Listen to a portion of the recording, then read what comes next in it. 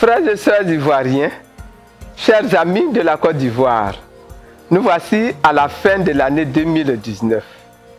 Cette année 2019 qui elle-même annonce l'année 2020, première année d'une décennie nouvelle. C'est l'occasion pour moi, comme je le fais depuis quelques années, de m'adresser à vous. Je voudrais commencer par vous dire merci. Un grand merci. Merci à vous tous. Merci à toutes.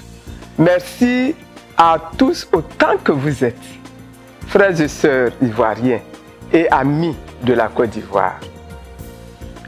Un grand merci pour toute la sympathie. Merci pour toute l'amitié. Merci pour toute l'affection que vous ne cessez de me témoigner. Merci à tous. Je ressens cet élan-là de bonne disposition à mon égard comme la manifestation de la grâce imméritée même de Dieu. C'est pourquoi je voudrais également remercier le Seigneur pour son infinie bonté envers moi.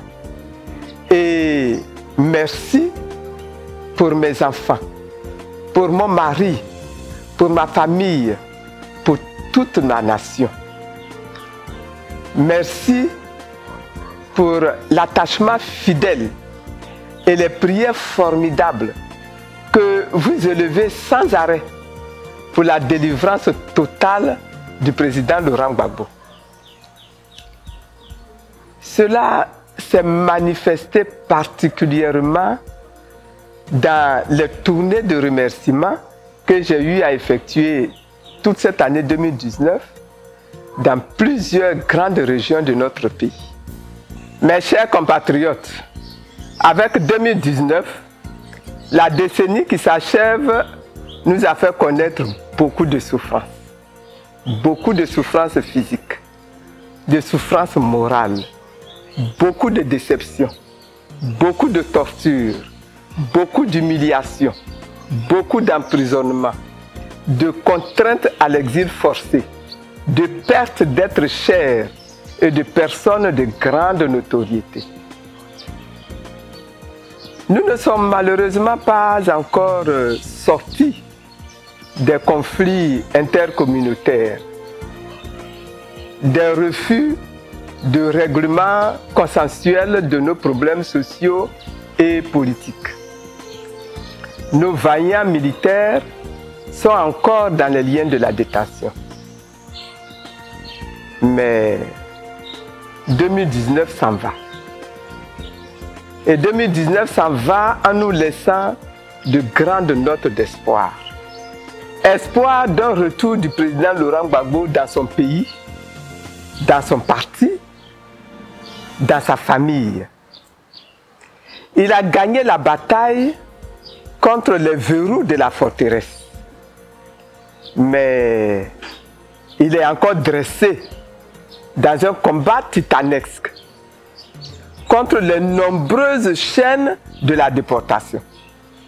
Cependant, demeurant serein, ce combat-là, il le gagnera également.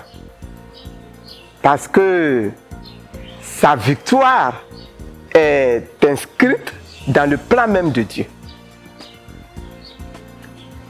Espoir d'un renouvellement consensuel de l'environnement électoral pour que nos élections à venir soient des élections justes, démocratiques et transparentes. Espoir de la restauration de notre pays, devenant enfin la nouvelle Côte d'Ivoire, une nation expurgée de toutes ces souffrances et des injustices criardes, une nation apaisée, une nation réconciliée. Par conséquent, rien n'est encore perdu. Il n'y a aucune raison de se décourager, d'abandonner, de relâcher. Tout est encore possible. Ce qu'il faut, c'est se disposer au pardon. C'est cultiver la volonté d'union, la volonté de réconciliation. Ce qu'il faut, c'est s'élever, c'est élever la nation ivoirienne au-dessus de toutes nos divergences, de toutes nos considérations personnelles et même nos considérations partisanes. Chers camarades du Front populaire ivoirien, la Côte d'Ivoire nous attend. Levons-nous pour la Côte d'Ivoire. Chers frères, chères sœurs, chers parents de la Côte d'Ivoire, la Côte d'Ivoire nous attend. Levons-nous pour la Côte d'Ivoire. Chers amis, la Côte d'Ivoire nous attend. L'Afrique tout entière nous attend. Levons-nous pour la Côte d'Ivoire. Levons-nous pour l'Afrique. Souvenons-nous que l'Éternel nous dit: pour vous qui craignez mon nom, le soleil de justice se lèvera et la guérison sera dans ses rayons. Bonne fête de fin d'année. Bonne et heureuse année 2020. Que Dieu vous bénisse et que Dieu bénisse la Côte d'Ivoire.